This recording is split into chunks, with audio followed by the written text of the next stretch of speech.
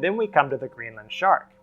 This shark lives in nearly freezing waters and gives birth to its first offspring at around 150 years old. Researchers estimate they live past 500. Wow, 5 centuries. Imagine this world in 500 years' time. Unfortunately for the Greenland shark, they're almost blind, so they're not actually going to see much of anything. They also do not eat very much or very often, and they move very, very slowly through nearly freezing waters. But this provides a huge key to us for longevity.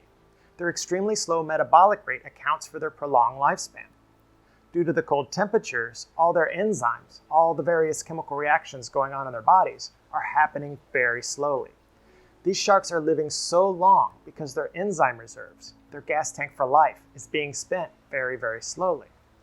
Now, we all have a finite number of digestive and metabolic enzymes, and we're seeing here direct evidence that lifespan is dependent on how quickly or how slowly enzymes are used up.